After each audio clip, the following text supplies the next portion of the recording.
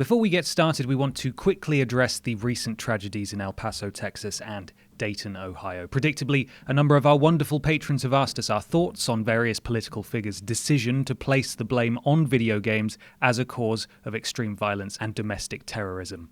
It's been proven on numerous occasions that there is not a link between video games and violence, and so we believe that any discussion we have will inevitably descend into a conversation about gun control and the media's seeming obsession with spreading the name and hateful mantra of perpetrators. To deflect from reality by suggesting that video games are the cause is an insult to the memory of those taken from us by evil people. Our thoughts go out to those affected by last weekend's mass shootings. Links to relevant charities are in the description below. And now we hope you can accept an acute tonal shift as we return to laughing and joking about video games.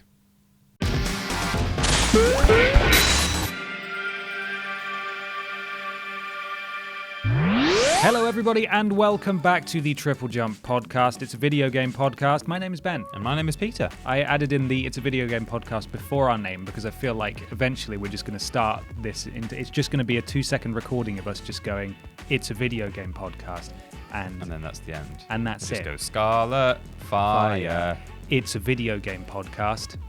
Scarlet Fire. And we don't say that as if we frequently get confused for the athletics competition of the same name. It's not like there are a million TripleJump podcasts out there. But we just want to make it clear to you in case you've stumbled upon it and were perhaps confused by the fact that it's labelled as a video game podcast. And you thought, surely it's about jumping big, right? Oh, I just thought you said it just because, just like any podcast That's might start and say, hello and welcome to Shoe Heaven. Shoe Zone. Shoe Zone. Yeah. This is a shoe It's not podcast. a shop. No. And it's not a shop. Yeah, Shoe Zone is an actual shop in Other the UK. shops are available. But they're not as good, No. I find. Shoe Zone top. I haven't been to Shoe Zone since I was at school, I think. Talking about which brands and shops are and are not good. Yeah. We have a sponsor today, don't we, Ben? We do, as we do every week. The sponsors keep rolling in and then rolling right back out again. I've got the ad read here, and this is for Sub-Zero's chiropractor. Yes, that, but a business. What you need to do if you've got those, you got an achy, breaky spine. Does it hurt? Well, it's achy. I think it could do with a breaky, to be honest. Yeah, to sort of reset it. Yeah. What you need to do is just mosey. You need to take your controller from home. Any controller will do. Right. You need to have a basic understanding of how to play Mortal Kombat as well. Because I'm not going to give you the buttons, but I am going to give you the moves that you need to do. Right. So what you need to do is go into Sub-Zero's in Cairo, Sub-Zero's in Cairo, and you need to mosey on into the studio where he does his foul deeds, and ignore the gore and viscera. Right. Because that's just decoration. That's just how he does it. He's a lovely man, gore and viscera. Yes. Yeah. They anesthetize you beforehand, and then you lay face down on the break table is what it's called. Right. And it's just, when I say break table, that's not what they do to you on it. I mean, as in that's the table that they all have their lunch at. Oh, so okay. It's the break table where they, yeah. They get Sub-Zero unpacks his sandwiches in the rec and stuff. room. Exactly. And that's not the room where you get wrecked. No, it's just where they chill out. Yeah. And when I say chill out, it's not cold in there because Sub-Zero. It's just where they relax. I see. Okay, I think we've got it. What you need to do is lay face down. I like that where this is going already. It sounds like a good afternoon. You need to press forward, down, forward, and then high punch, and then he takes out your spine. You mean he removes it from your body? He just takes it out. Okay. I don't know if you've ever felt small, but never. This is how you can achieve that. Are you too tall? Honestly, I think people are too tall. Right. I'm sure you agree. Yeah. People need to be sort of taken down a peg or sort of 30, 40 vertebrae. Yeah. And it's so freeing not to have back pain anymore when Sub-Zero takes out your spinal cord.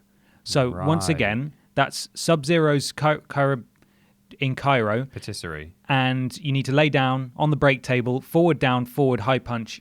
Your problem's solved. So thank you very much to Sub-Zero and his Cairo place for that. But that's not really our sponsor. It's a load of baloney. We got you there. We did. We got you good. This podcast is actually sponsored by our lovely patrons from From PayPal. From PayPal. From PayPal. No. Well, I think you can pay by PayPal. Probably. There's tons of... We accept all kinds of ways to take your money. We do. Why not give us money now? So one of our most basic rewards for patrons over on patreon.com/Team TripleJump is that you get to ask questions for this here podcast as a thanks for supporting it financially. Yeah. So thank you to our real sponsors, everyone on our Patreon. Yes, every single one. Yeah, but we can't do an ad read for all of you. I'm no, afraid. it would take years because there's literally millions of you. And you're amazing. First question, though, comes from Quiet Insane. Hi, guys. I just joined your Patreon as thanks for all your help, helping me through. Well, I'm glad to hear that, Quiet Insane. Good. My question is, do you have a guilty pleasure game? And if so, is there any way you would improve it? Please keep up the great work and pass on my thanks to everyone who makes Triple Jump possible. We will. Yeah, Absolutely will. You have a guilty pleasure game, Peter, that you know is a bit wonkums and you'd still like it anyway? Well, mine's not... It's not a guilty pleasure because it's a bit wonkums. Mine is a guilty pleasure because of some of the associations with it. And it's only sort of very recently re-emerged as a guilty pleasure. I would say in the past 6 months. Can I guess? Yeah. Is it Battlebrump?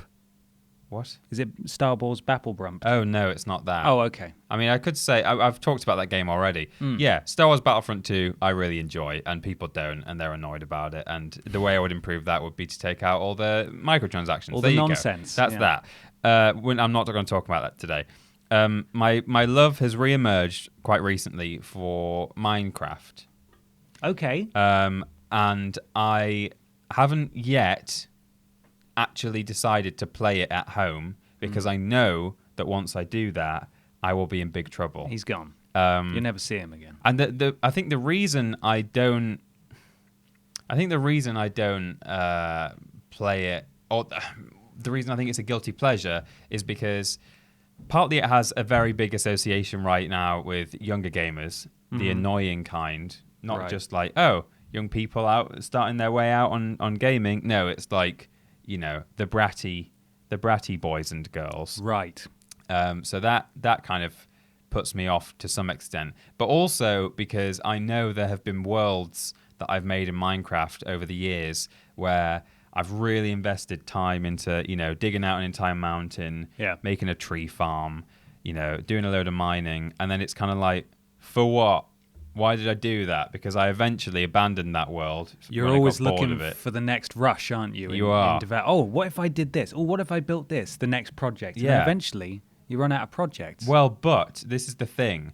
I had a Minecraft video suggested to me on YouTube the other day, and I don't know what made me click it, because it was, again, some fairly irritating... He wasn't a child. Hey, what's up, guys? Yeah, exactly. Welcome back to the Walrus Clan. Exactly that.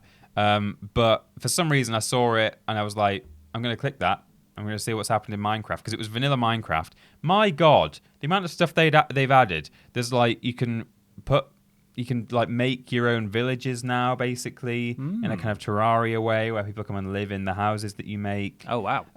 Then you can get like raids. I think this was vanilla Minecraft. I'm like 99% sure that you can get like raided now by raiders. And so you can like, it's almost like a tower defense game now. So you can build walls around your village, make a lot of iron golems to fight for you, and then you can like make yourself get raided. And so it's kind of made me think, you know, I've never beat the Ender Dragon. I've certainly never been raided. You know, I'm kind of intrigued now. Like at some point, I think I'm going to have to take the plunge. Yeah. We played some last weekend, didn't we? We did. That was just a little casual, very happy, basic just mess around and And we already... The last time we played it, I think, was literally in 2016. Oh, yeah. And we did have a monument dedicated to the memory of Harambe, which does date the map a little bit. And I tweeted it and said I booted up Minecraft for the first time since 2016. And immediately I got tons of people in my mentions going, that's a lie. I watched videos last year. Oh. And it's like, well, It's very, for starters, why can't you just let me make a joke on the internet? Wow, I Why didn't do know you people have had to done cut that. through that? And secondly, I'm talking about, I know you don't know this, but it shouldn't matter anyway. I'm talking about the PS4 version that I have on my console at home. We played on Office PCs last year. Yeah. So, yeah, God, pedantic people, do my nut in. Well, yeah, exactly. Like talking about being pedantic and like, technically, it's like I did just say I've not taken the plunge yet. What I mean is I've not sat at home at my computer desk and like started to make my own single player world. Yeah. I have been round to your house and we played in our stupid little village, which is like We did. basic as hell. And it's got turtles now, though. We It's didn't got some know it had turtles. turtles. Yeah. That was fun. But And like we didn't alpacas, even go mining. llamas. I was the only one mining. That's what I'm talking about. But Yeah. I'm talking about a serious single player Minecraft world with like automated farms and crap like that. God, So. I remember. I mean, I've been aware, as we all have, that Minecraft has been rising in popularity recently. But it was when I went to see my parents for I went to my parents for my sister's birthday a few weeks ago, and my brother was playing Minecraft, and he's 18, so he's sort of ridden the Fortnite craze and that sort of stuff. He's just been there through it all. And he played Minecraft a bit before Fortnite, and now he's back on Minecraft. And he showed me his village that he's been making with his friends. And this is on the PS4 version. And it's insane. Yeah. Like the amount, he goes on YouTube and looks up YouTube videos for contraptions and automated, as you said, automated farms and all kinds of stuff like that. And he was showing me around all these things that he'd made. And it was just mind-blowing. Like the creativity that game inspires is really impressive. Yeah. Because he does just sit in his room all day, because of course he does, because that's what we all did. And then you look at what he's been doing, and it's like, oh, actually, you know what? I'm not mad at that. Yeah, at least you've That's not really been, cool. Just playing something a lot more tedious, like, just FIFA. Wolfenstein Youngblood. Or, yeah. And we'll talk about that in a bit. What's your guilty pleasure? I bet I can guess this one as well. Can you? Yeah, I mean, given that you guessed mine was Battlefront, which didn't have a good start in life, yours is probably going to be Fallout 76. It is. You've got that right. Okay. Just because my memory doesn't stretch beyond 6 months, it's a real I had to think issue long I and have. hard for my guilty. I was like, I know I've got some, but I can't remember anything Right. unless someone else brings it up in conversation. I'm like, oh yeah, I remember that. These things don't stick with me because apparently I have greater concerns, or I'm worrying about the wrong stuff. It's Fallout 76, definitely. I really enjoyed that game in spite of all of its flaws. The laundry list of things that need fixing is long, so I will just read my bullet points I've got written down. New engine, NPCs. A whole new engine? New engine. Okay. And so it runs. NPCs. I want an option with fewer players, or maybe ultimately, lesser players, so they're not as good as me. Yeah. And I would like. Essentially, I'd like Fallout 4, but 4-player co-op. I think that's what I would like from a Fallout multiplayer game. Fallout I don't 4-player co-op. Exactly. Yeah. I don't want 12, 20, 25-player servers where you never see anyone, and as a result, the game is just vacant because everyone's going around about their own business. Nobody's looking for each other. It's like, well, the other players you encounter are the NPCs. And it's like, you never bloody see anyone. Yeah. Why it's would just you a go out? desolate world. And if you find them, they run past you because they don't care. They're not there for you. They're doing not gonna something stop else. And say, hey, old traveller. Yeah. Heard any rumours of late? So few people roleplay. We've covered it a couple of times on the podcast. Those are probably the 2 instances in the entire history of Fallout 76 where someone has roleplayed as an NPC. Right. And half the time they get insulted. So Yeah. I don't know. There's a lot wrong with that game, but I did like it. It is a guilty pleasure. If they were to just fundamentally change it to a different version of multiplayer, I think it would be far more stable and far more fun. Great. That's what I would do. It's time for the segment where we talk about what we play in. It's called What We Play In. What are we playing, though?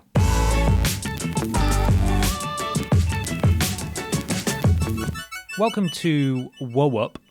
WoWup. WoWup. WW. It's double W. Double W. P. Apostrophe.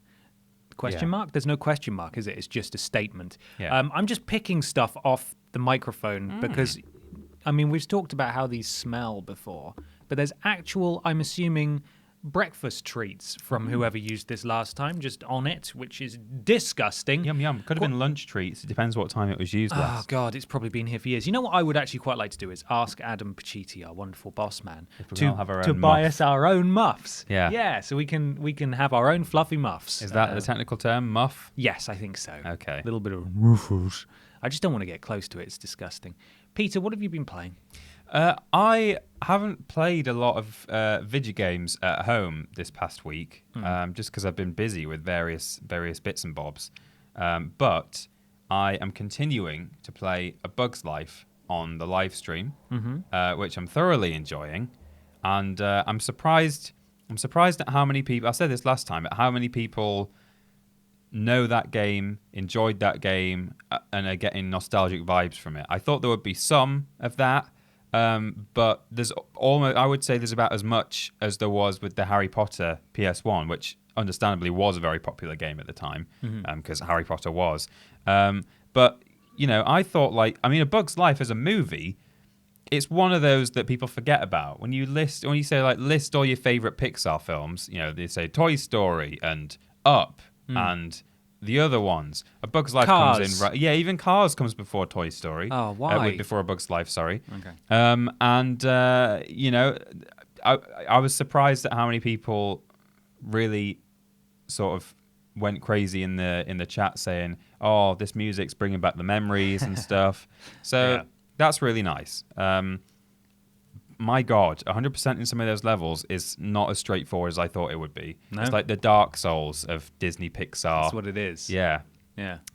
No, it's not. It's not too bad enemy wise, but God, some of the collectathoning is not easy. Oh, dear. They really hide away their bits and bobs. What is it that you're collecting exactly? You have to collect 50 pieces of grain.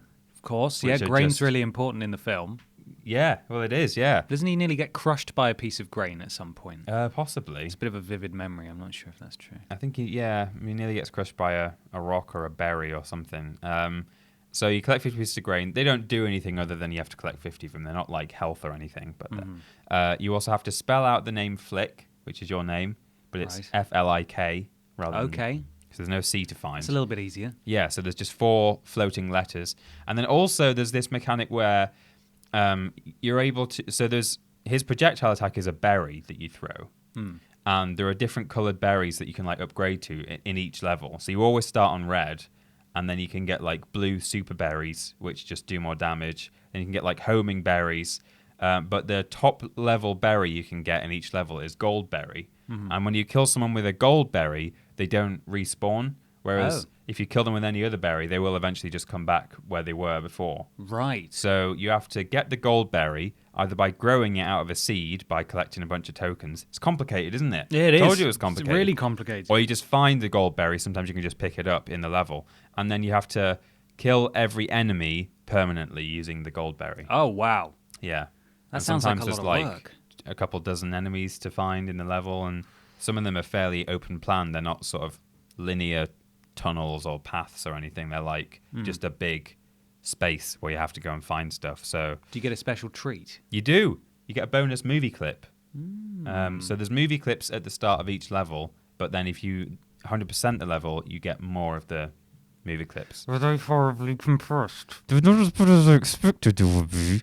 But YouTube still doesn't copyright ID them. I did a that's test good. upload of the first VOD. Because they're 144p. Yeah. I was like, I'm going to have to cover these up or cut them out or something. And then I did a test upload and it was fine. I was like, maybe they're bad enough in quality. So Maybe it's all right then. we're going with it for now. People upload the whole film sometimes, and that survives for some reason.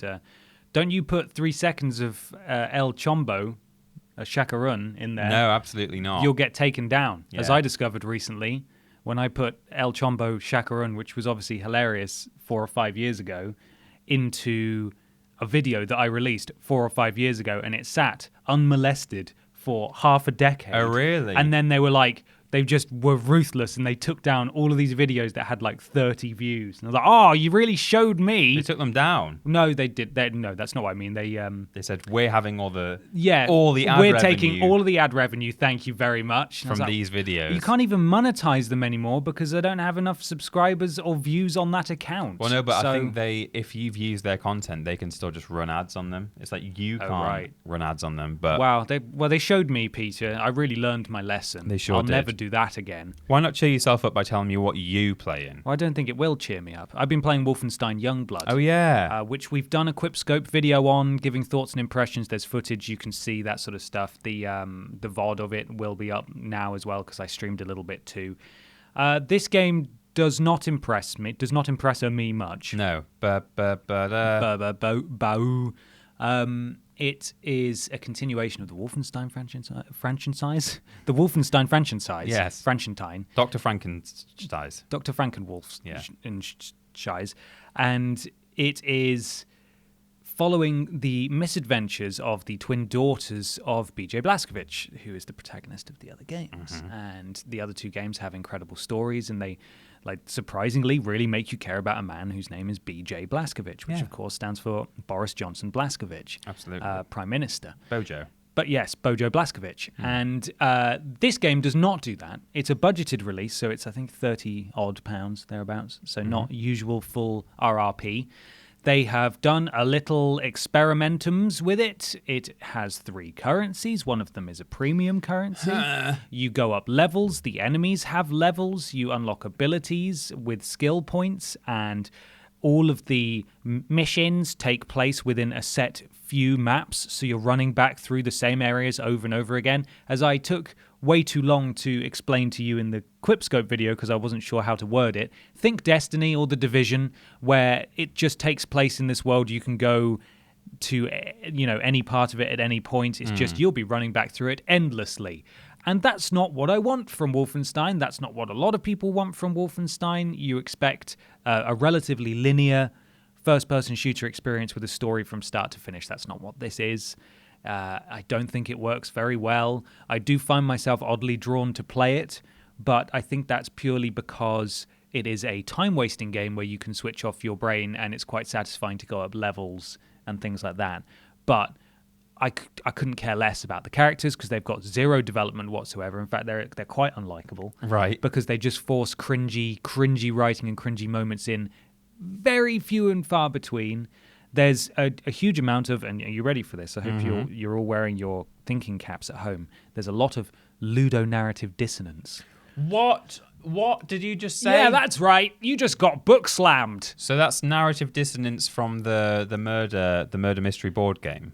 Yes. Yeah. Cluedo narrative dissonance. Yeah. So basically think Uncharted and how it's all happy-go-lucky and he's a swashbuckling treasure man, but then he murders hundreds of people. Right. And it's just like, oh, I mean, it's a video game, I get that, but it doesn't match up with the story, really, does it? It doesn't match up with the narrative or the character. Yeah, you have to wonder what Drake does when he goes home after an adventure. It's like Macbeth. The blood on his hands. Washing the blood off his hands. Scrubbing until just seeing the a next vision game of an comes out. AK-47 slowly rotating in the mirror. Oh, Jesus. And all of the brown people he's murdered on all of those islands he goes to. Some of them are white people. Later on, he does diversify his murder portfolio. Yes, Yeah. he does murder white people. But in the first game, they're largely brown, which I think makes it a little bit more problematic than it was anyway. Yeah. So that's what ludonarrative dissonance is.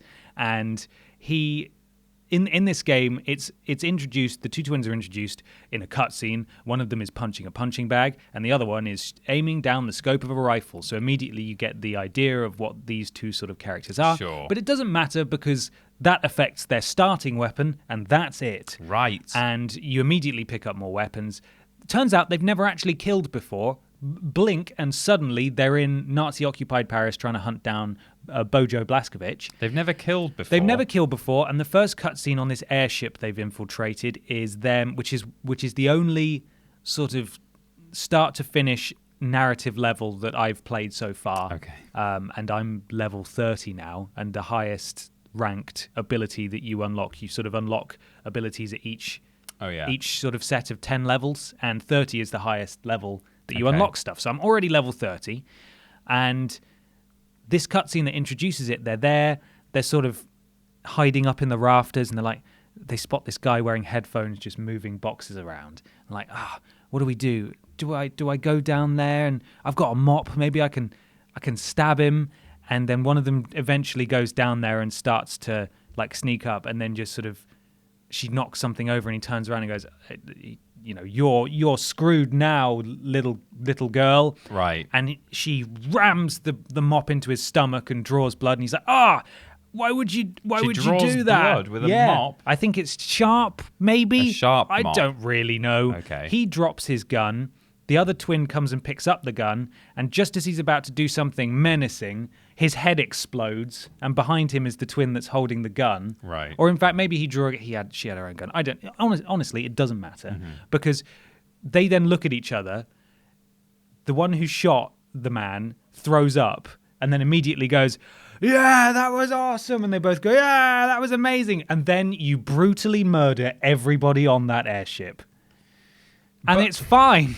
That's how it works. Irrespective of whether, like the moral issues around that, or like what that would do to your brain. Or just the character development. Yeah, or the that's character non-existent. development. I also just got the impression from the little marketing I've seen that these are two like badass. Yeah, right. Like, the badass daughters of B.J. Blazkowicz. it sort of reminded me of, this is a really weird specific reference, but in Pacific Rim 1, Okay. there's the Russian brother and sister who are in control of one of the mechs. The Jaegers. The Jaegers, yeah. And she's this sort of like Scandinavian or like, I think, she's Russian, yeah. And Right. she's like blonde, but like strong, kind of ready to, she would absolutely beat you to a bloody pulp. Right. And that's kind of what I assumed these two girls were going to It's be heavily like. implied, isn't it? Yeah. I think the Bethesda marketing machine's just been tripping themselves up. They've been doing more harm than good this year with their releases, I think. So it's all just a bit of a disaster, really. It's not reviewed fantastically well. There's something there for a very specific sect of gamers who like that. I hate the word gamers. I'm just using it in general. Video game players who who want that kind of thing. But it's not like Wolfenstein. The currencies can bugger off. The whole structure of the game seems like a last-minute change. There's no story. It's just not. It's just a bit of a disappointment, really. The marketing doesn't sell it, doesn't do it justice, by which I mean it doesn't show off what the game actually is. Right. It's meant to be this neon 80s adventure. It's not. It's just, it looks identical to Wolfenstein 2, but it's sometimes got some neon lights in it. Oh. But even then, it's just in the sort of hub base that you operate out of. It's sort of scattered. Just a bit of crap, really, which is a shame, a real shame. But thank you to Bethesda for sending us the code. Yeah. It is important that they do that, and we do very much appreciate it because, games do deserve criticism, even the best ones, and Bethesda have been a little controversial sometimes with their approach that they've adopted in that they don't hand out review copies. Their policy is they don't hand out review copies until usually a day before the release, which doesn't give people enough time to review it. And that's kind of not great, but they still provide code, and they have done here, and we're able to talk to you honestly about it. Well, so and that's thank the you other to them important for that. thing, is that, you get given a code, but if you're feeling that you're not that into it, it's more important that you say that than go, we were given a code, so here's all the good things I can think, and I'm not going to mention all the things that I didn't enjoy. So. And some outlets are like that. I've that's what I'm saying. Bumped into a number of them at events in the past, and it's very transparent. And I think their readers get that as well, which is a shame. But you won't get that here. No, we're about what we're about, and that is it. it is. Peeps, what is the next question? We've got a question here from Jonesy. Jonesy says, "Hey gents, it seems years since we were inundated with virtual reality hype, but it never seems to have fully taken off or piqued the interest of gamers. I've had a PSVR for just over a year now and have only recently started using it more regularly. Why do you think it's struggled to grasp people's attentions properly? And what do you think needs to happen for its popularity to grow? Cheers, guys. Jonesy." Thank you, Jonesy. Firstly, I would point everyone in the direction of our 8th episode of the podcast, in which VR was a big discussion. Touched on this.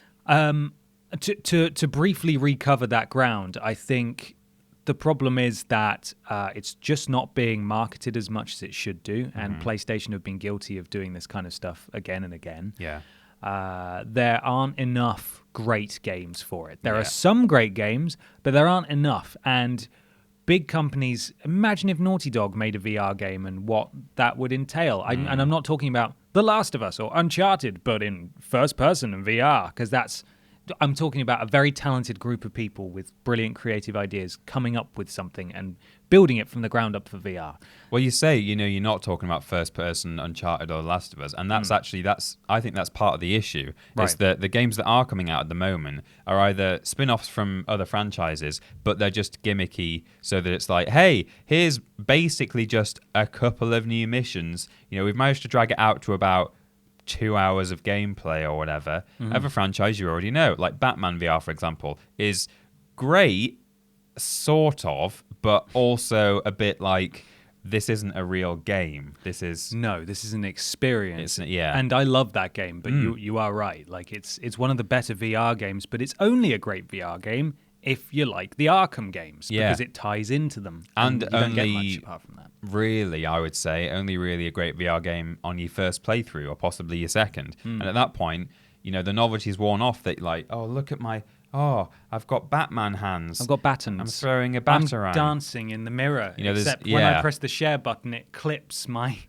view right down to what, compared to what I can see in the headset. So you can't actually see me dancing very well. Yeah, which is a shame. And so to that extent, because I think the gameplay leaves a bit to be desired. Not necessarily specifically in Batman Arkham VR, but just generally speaking, I think games that are set that are where you're a first-person human being, it's difficult to do navigation and like for the developers to choose which method they're going to use, because there's a couple of ways of doing it at the moment that are the most popular, and it's a bit like, do I warp from place to place down the corridor? Do I sort of, how do I turn? Do I turn my head all the way, or does it like turn in chunks like in Resident Evil? And it's all very complicated, and they're still just working it out, I think, is the issue to an extent. Yeah. And that's also a big part of the problem, is that these big developers who perhaps could make a real sort of must-have for VR aren't, because speaking about PlayStation VR, Sony know that Naughty Dog will make better stuff, that will review better, that will make them more money if they don't work on VR. And so it will just never happen. It's kind of a vicious cycle. And that's not to say that there aren't great VR games out there. The London Heist, Blood and Truth, all that kind of stuff. Excellent. Amazing.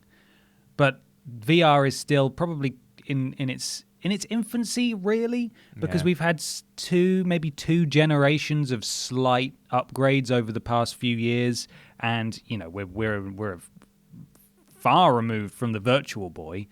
Things are way better than they used to be, but it's going to be a while. And you've got HoloLens coming. I think VR headsets that involve AR and things like that to make the world around you seem interactable rather than transporting you to something else. I think there's got to be some developments of tech. I still believe that at some point there's going to be a game that comes along that just completely blows everyone away, that no one's thought about before. Because at the moment, everything is this, but in VR, or this, but in VR, but you're not first person. You're actually, you're the camera, and you can look around the environment while you control the character in front of you. There's going to be something that comes along that completely blows away our expectations of what VR is, or what a VR game is. And I don't know when that's going to happen or how that's going to happen, but it probably will at some point. Yeah, just so much of it at the moment still kind of feels like tech demo, proof of concept kind of thing.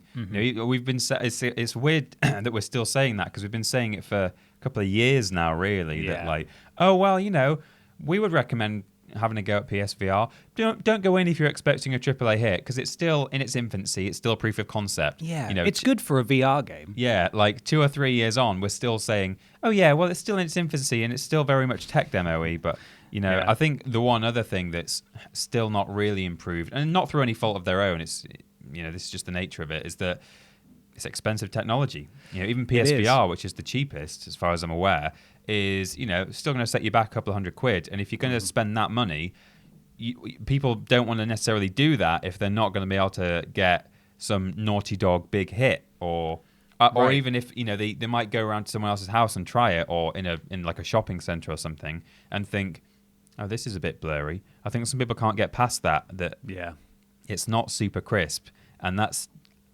part of it at the moment. And there is actually, it makes a big difference just the amount you adjust the headset on your head, and I bet some people don't do that. I bet they demo it in a shop and they go, oh, I can't see a thing. Why would I want it? And then that's it, and they wander off. So it's hard to market it. That's the other thing. You need to get into a friend's house or into the game shop and try it out. You can't. It's like when you're trying to say, oh, buy this new 4K TV, and you're watching it on an HD TV, and it's like, right, okay. Yeah. This is what the Xbox One X and the PS4 Pro looks like. You're watching it on your 1080p TV on a 720p stream. Yeah. Like, wow, looks amazing. Exactly. Looks really crisp. But you do have two TVs basically strapped right to your face. So it's going to be blurry until they work that out. And I don't know how that'll happen. It'll probably be absolutely terrible for your eyes. Yeah. So right? I don't know.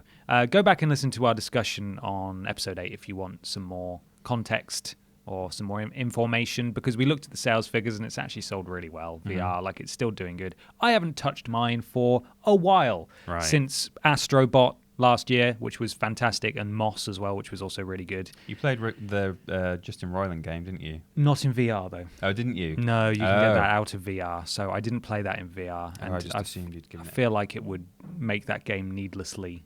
It would needlessly extend that game. Yeah. I don't want to talk about it too much more, but games like Skyrim VR and Borderlands 2 VR and things, I have no interest in. Yeah. I don't want to sit in that world in a headset forever. What I want is a premium patch or DLC or expansion that I can buy for the existing game so that I can toggle between them if I want. I don't want a save file marooned in a VR version that I can't then play in my standard version. I know it's cynical to just call it a cash grab, because it's an awful lot of work to VR-arize competently an existing game. But when you're releasing it as its own game, poo-poo to you, sir, because that's right. What? Because I don't want that. I want an option to toggle between them, and I don't get that if I buy an exclusively VR version. And I also don't want to buy it again. Thank you very much. Yeah. Thank you very much. You're welcome. Good night. Good night, sir. Good night. Good day. Good day. And you speaking lose. of this noise that I'm making with my paper, it's time for another section. It's time for weird news. This just in.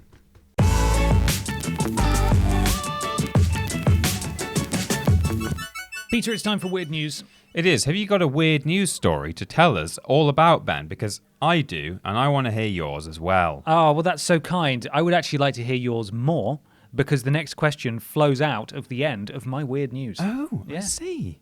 Very well. Well, So do go ahead. That's fine. We'll all wait. Let me pull it up. We'll all just sit here and wait. Now, my weird news at time of recording is sort of unconfirmed. There's not. Well, someone's making a claim, and it's quite a big claim, and we basically just have their word to go on. Okay. So by the time this podcast comes out, or maybe in a week's time, this might either be completely debunked and the guy will be, ruined for the rest of his life for being a big dumb liar face. A big liar face. Or it might all come out that it's true and people might be livid. No. Livid. No. But there is apparently some previous on the part of the bad people in question to suggest that this might be true. Okay.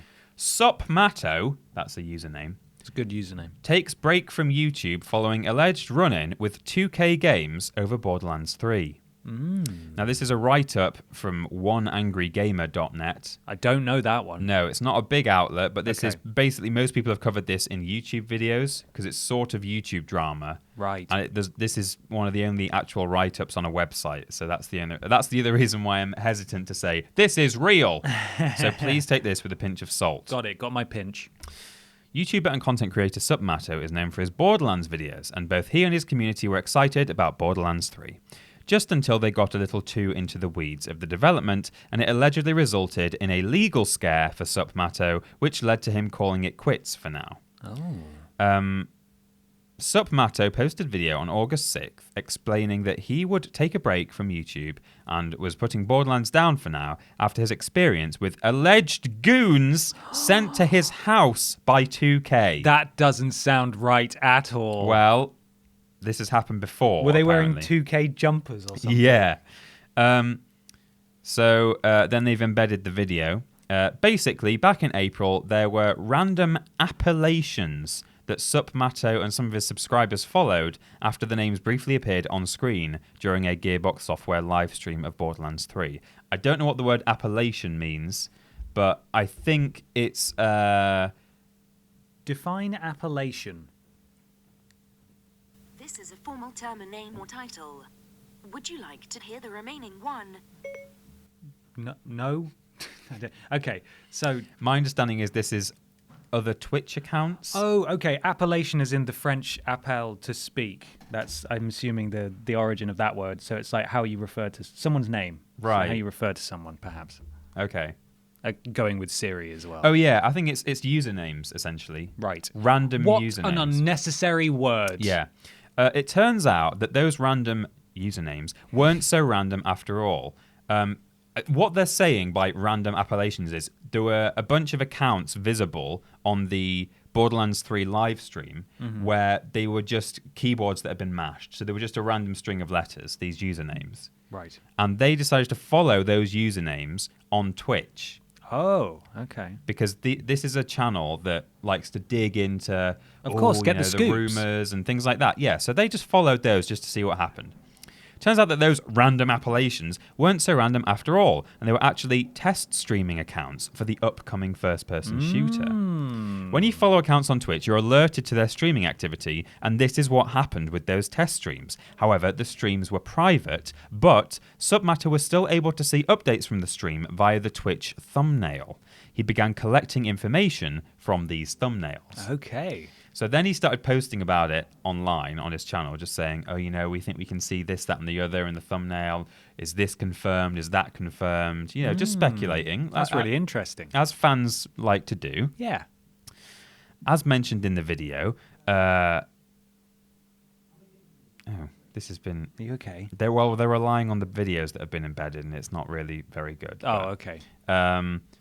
So essentially... 2K Games sent some private investigators round to his house. Right. After this had happened. Is that legal? It's legal to send people around to someone's house, private investigators. But what's not legal, that they're allowed to try and do, but they have no right to follow through, is they were actually sort of trying to intimidate him into giving up his computer and stuff. Oh. Or maybe not his computer, but they wanted to basically go into his house and start snooping around. Okay. And he didn't let them in, and he's been consulting a lawyer about it and stuff. Yeah.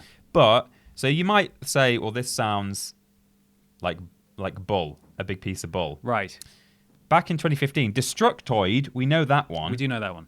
Reported on Take-Two Interactive, who are basically the parent company of 2K, or it might be the other way around, sending investigators to the house of modders who created 5M, a multiplayer mod for GTA Online that allowed people to play separate from Rockstar's official multiplayer servers. The mod was designed so that gamers could play with mods and cheats without bothering the players on the official servers. Right. Take-Two then followed this up 2 years later with other cease and desist letters sent to modders who made single-player mods for GTA 5. So there's not only precedence for Take-Two Interactive, the parent company of 2K, taking extreme measures to stop the community from doing something, but there are instances of them having done it multiple times and actually sending private investigators to people's houses. Oh, dear. Now, keep in mind, as it says here, there is no proof that 2K Games sent actual investigators to Supmato's house. That's a claim that he made, which may or may not be true. However, I've seen his statement. He seems fairly sincere, and he's actually now said he's going to have to take a break. He's decided to take a break from YouTube, his entire YouTube channel, which was a big thing that he's been doing. Right. And he's not even going to play Borderlands for the time being. He says he's been playing those games for 7 years straight, and right now he feels like he has to just sort of get away from them a little bit. Wow. His Discord was shut down, his fan Discord, basically by 2K or Take-Two or pressure from them. His Twitter went down, but he said that was his choice. So he said they didn't shut down. They didn't get my Twitter shut down. He also got he claims he got 7 copyright strikes on his channel after he started doing these deep dives on the thumbnails. Right. 6 of them were taken back, but 1 of them still stands, and he's got a copyright strike on his channel until October.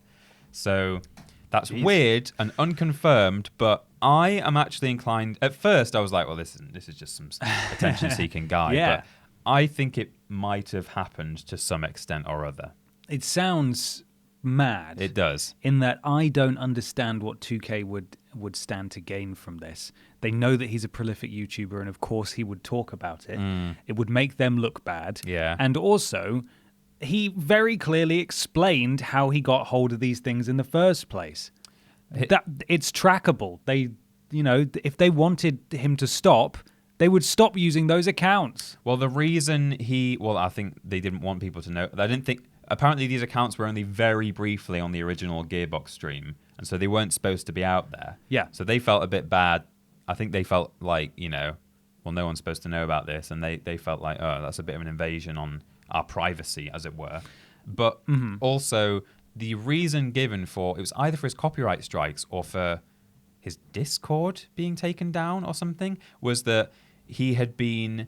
there was this sort of catch-all reason, which was like, users must not be engaged in hacking or sharing copyrighted material or something like that. Right. So that was kind of, they were saying, oh, you shouldn't be sharing those thumbnails out. But that's what I mean. It's public information. It's public information now, but what I mean is that what would sending private investigators to get his laptop actually achieve for them? Because he's already explained how he got access. It's not like he's got some secret hacked sort of portal to them, or that there's a mole that's sending him stuff. He explained how he did it. I don't know if they sent the investigators to actually get his laptop. I think they sort of...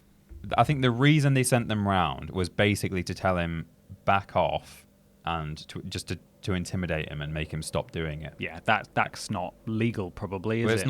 It's not really. No, I mean, no. I think if he can prove that, he's talking to a lawyer. Well, that's and the stuff. thing. Like this was never going to go well for 2K. If there is truth to this, why would they do that? I know. It's such a gamble Yeah. for something that he already has explained how he did it, and they know how to stop him from doing it by not using those accounts anymore. Yeah.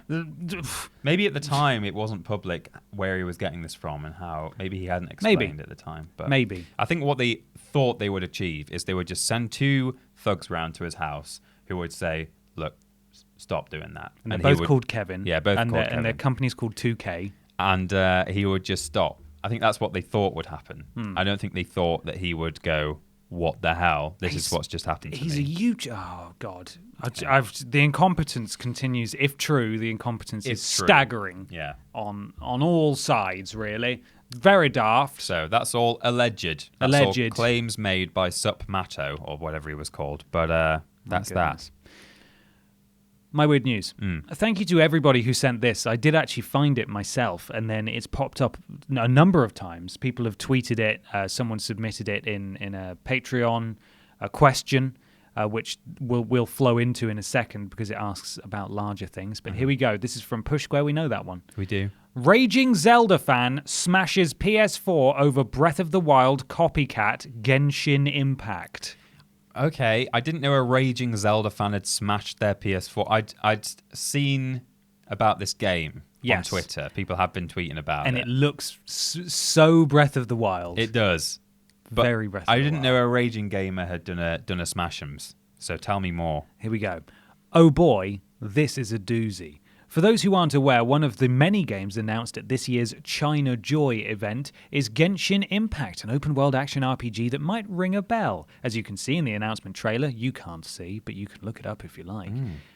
It bears more than a passing resemblance to The Legend of Zelda Breath of the Wild. Heck, even we've taken to calling it Waifu of the Wild. Right. However, because it's got sort of...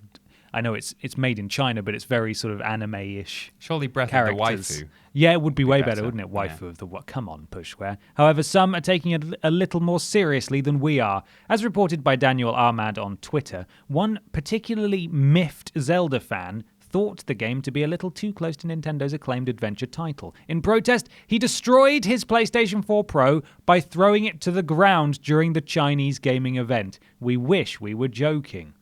So there's some attached photos here from the original tweet. That is not the reaction. A man throws his PS4 on the ground and then is approached by a Chinese security guard. And I don't know a lot about China, but I don't think you want to get involved with law enforcement in China, really. You want to steer clear of that. Right. What's more, he wasn't alone in his outrage. Oh. A mob of people of people gathered around the Genshin Impact booth, holding their Nintendo Switch consoles and their middle fingers aloft.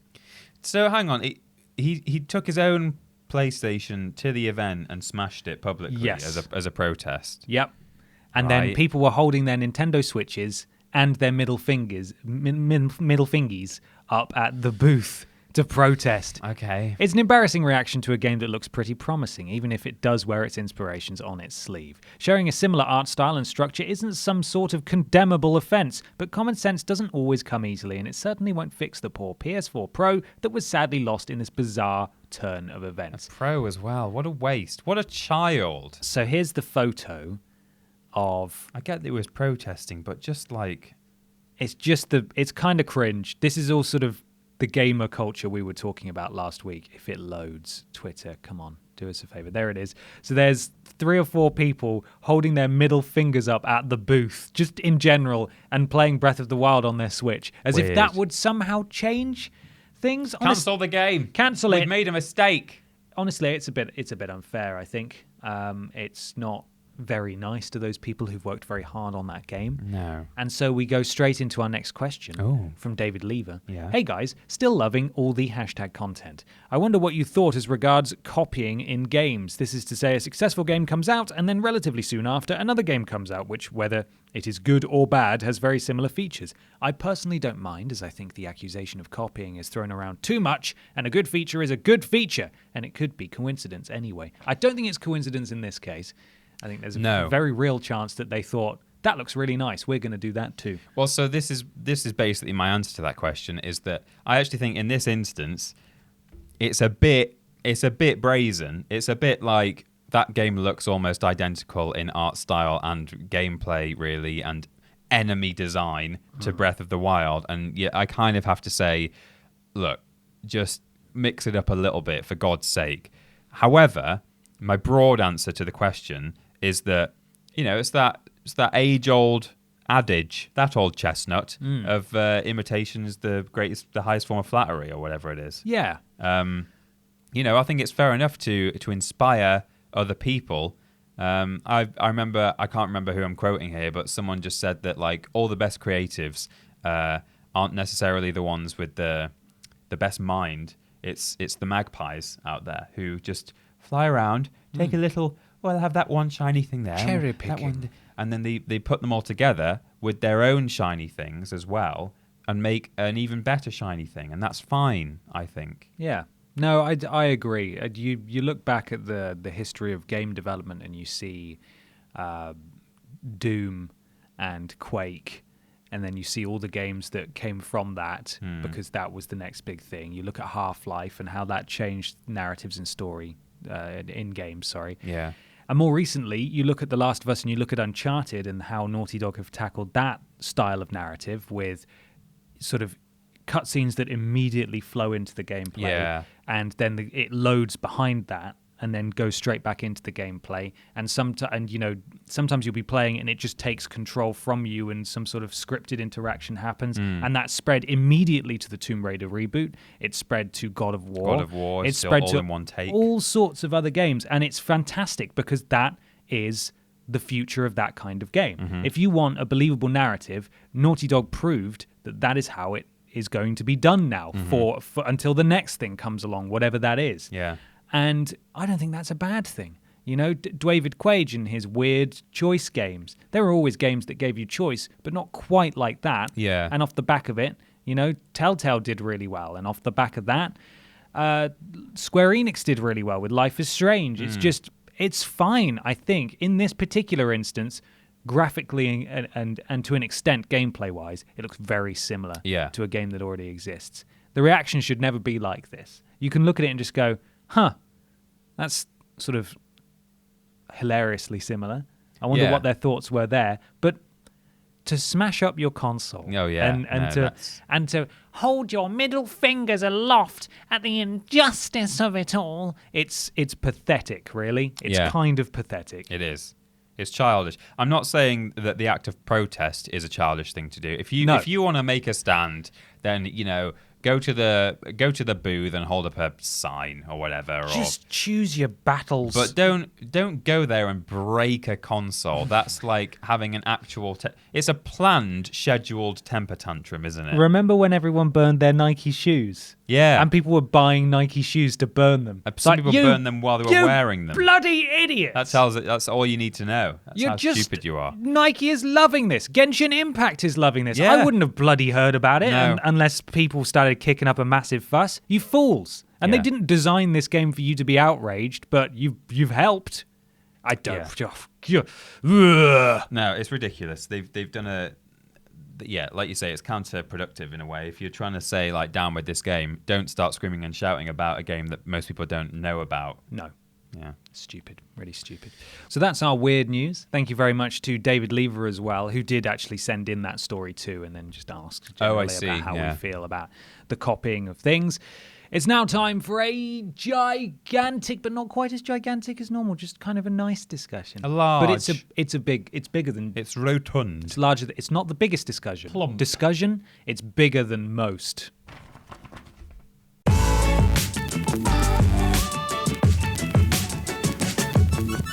Big discussion time, peeps. Liam Hammond has asked us a big, old, a medium-sized question. Yeah. What it's are... not old, actually. What? You said big, old. It's not old either. It's just a medium, middle-aged question. What are your video game Desert Island discs? In a way, that is an old question, actually. Not the video game part, but... Desertisland. Desertisland discs is it's a British show. I suspect it may have made it across the Atlantic as well.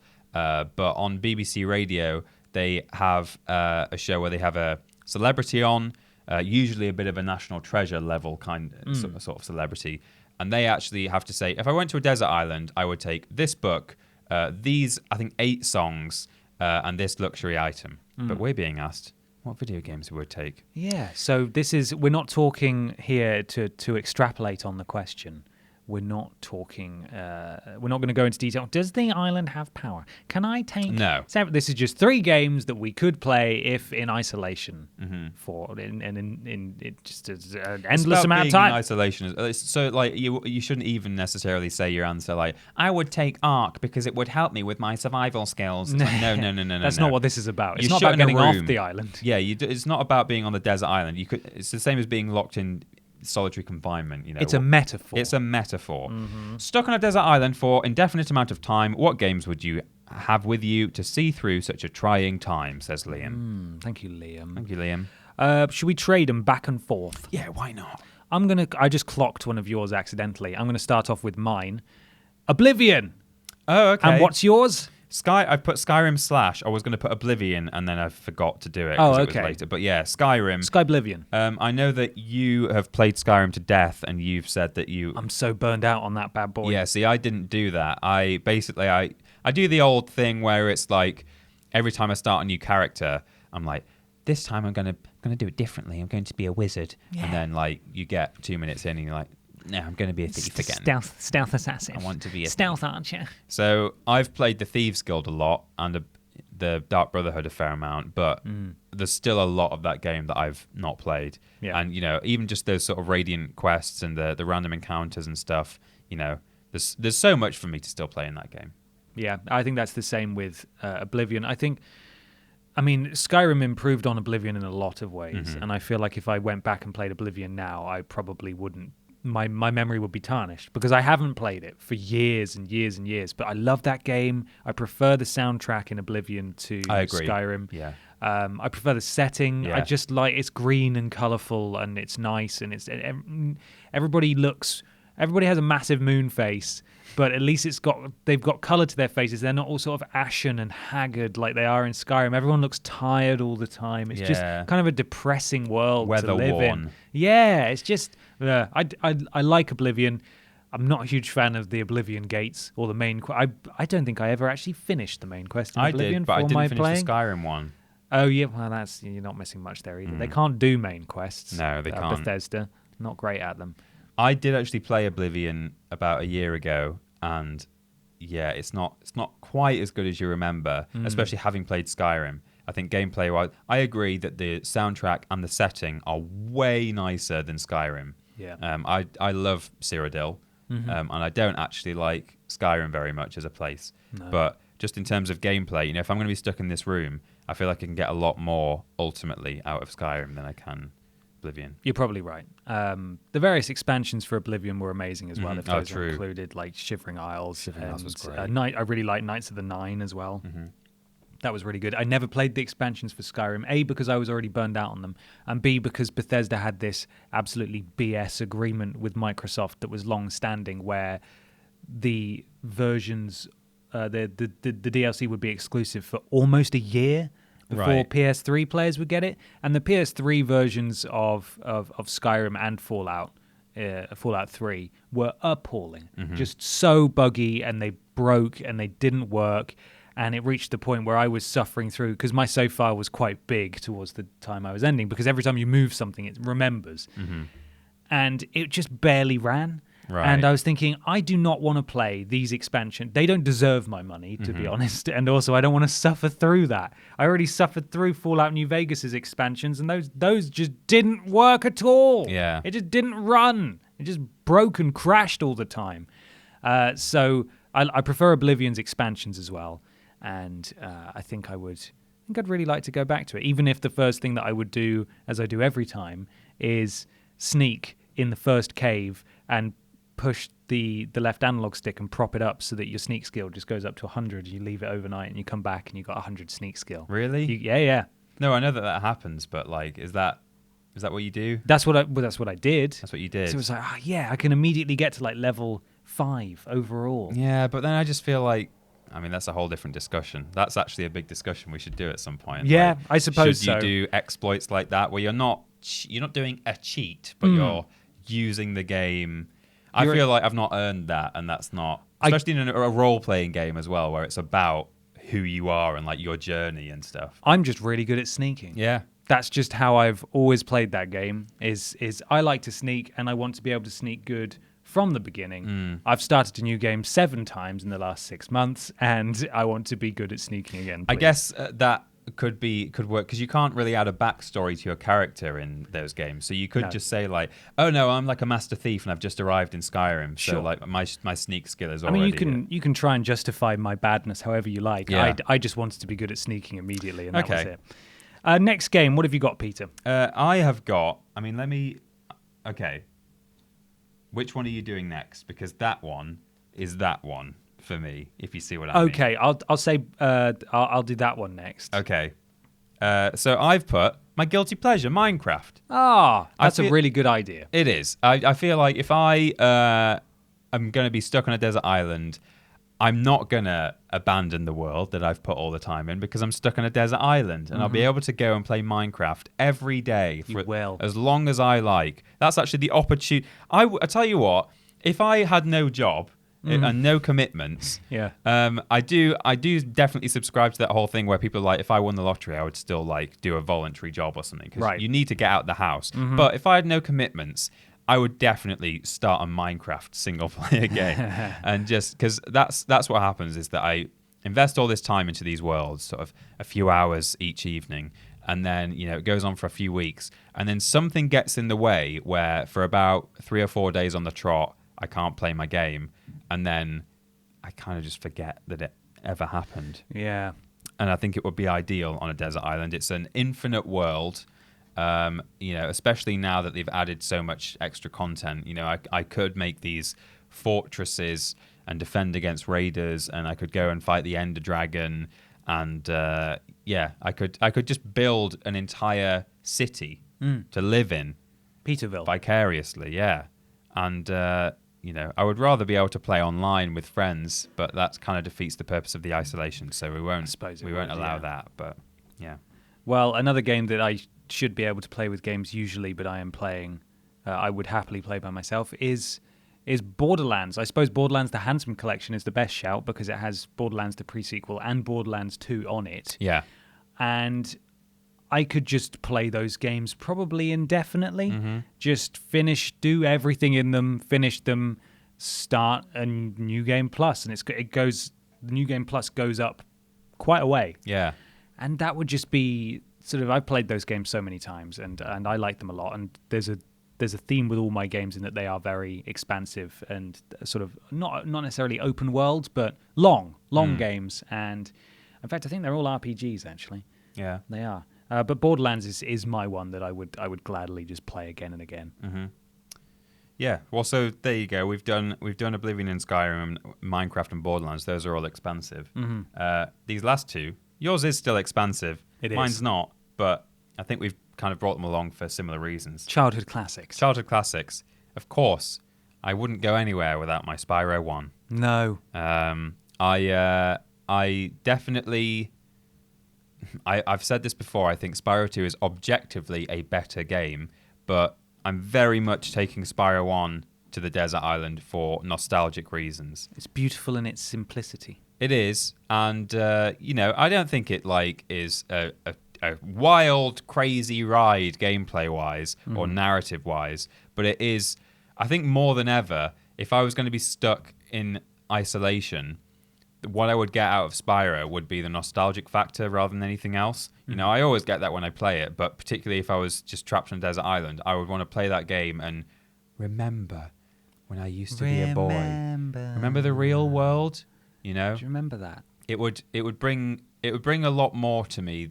I would get a lot more out of it than ever before, I think, if I had to play it in isolation, because it always takes me back to the 90s and to the first house I grew up in. Grew up. I'm getting a bit choked up about it. That poor house. That first house that I grew up in when I was a little boy. And that's what that game does to my head. Reminds you of what you're missing.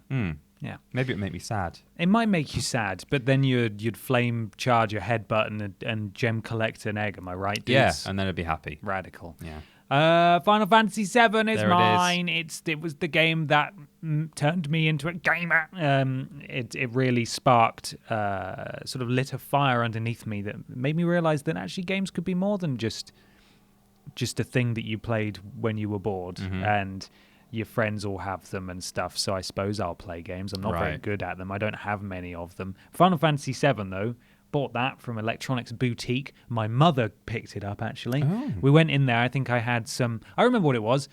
The PS1 I got for Christmas was secondhand. And I think it was bought from... It might have been a very, very early version of eBay at the time. Some kind of online trading thing. It showed up in a box covered in parcel tape. You know the type with just a piece of A4 paper and an address on it. Yeah. Inside was a loose PS1 and a collection of games. And it was, of course, from Father Christmas. Right.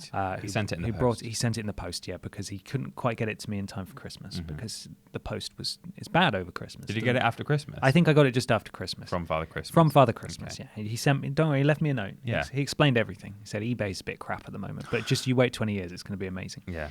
And it contained games that I think the Father Christmases of the household were perhaps not expecting. Right. Games that I should not play. Like Tomb Raider was age rated higher than the age that I was. There's some blood in that game. GTA, perhaps a Resident Evil as well. Ooh. So it was like, okay, and I distinctly remember them quickly being taken away by my dad, and we went to Electronics Boutique, as it was called at the time, in Banbury. Oh yes, and we traded. I don't know why I'm saying it like that. Banbury's quite rough.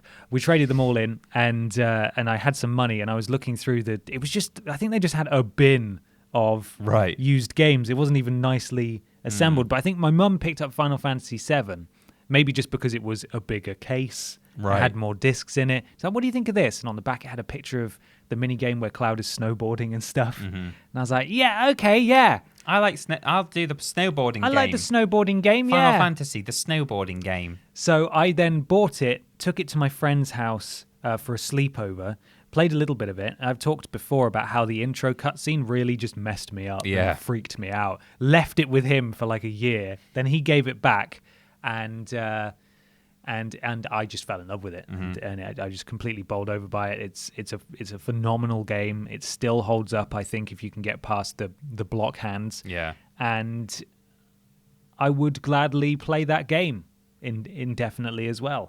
There's so many optional side stuff and secrets and hidden discoveries in literally one of your favorite games. My favorite games. So Final Fantasy VII for me would be the boy. And there you go. That gave you a little memory, a little story Yeah, a there little that you memory went for down. you. That's what those ones are for.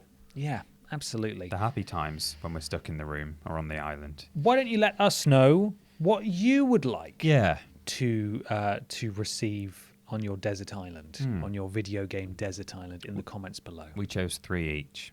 We did. So that means you only get 3. You only get 3 as well. Yeah. That's it. If they wanted to tell us about their decisions in another manner, say through a social media. You mean rather than in the YouTube comments Rather section? than in the YouTube comments section. Yeah. How would they do that, Peter? We are on social media at Team TripleJump on Twitter and Facebook. If you did want to reply on the YouTube version of this podcast, that is on youtube.com/Team TripleJump. We're also on Twitch making video-y things. That's twitch.tv/Team TripleJump. There's all our content and our social media. If you want to support us, though, in making that content, you can go to patreon.com/Team TripleJump. And one of the rewards, as well as being able to submit questions for the podcast, is being able to access a special room for patrons on our Discord, which is bit.ly/Team TripleJump. The audio version of the podcast, if you're watching on YouTube, is play.acast.com/s/TripleJump. And finally, our website is triplej.mup/shop if you want to support the channel in that way. But there's other things on that website too. Yeah, I think are we talking about it? The video? I think we can do because we've not had that many applications yet. We'll just mention it in passing. We're looking for probably 1 or maybe 2 freelance video editors. Yeah.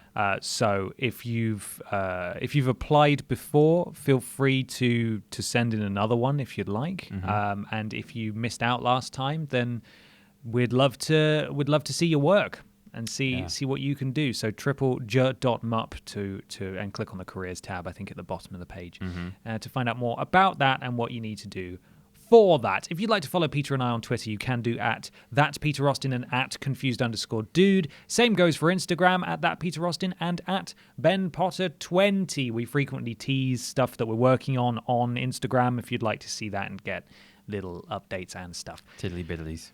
We do lists every Tuesday and Thursdays, streams every Monday, Tuesday and Thursdays, Monday and Tuesday on Twitch and Thursdays on YouTube. Worst Games Ever is fortnightly and Friday for patrons. So if you're a patron of a certain tier, you would have had a Worst Games Ever yesterday at the time of release. And tomorrow, everybody else will be able to watch it for free on YouTube.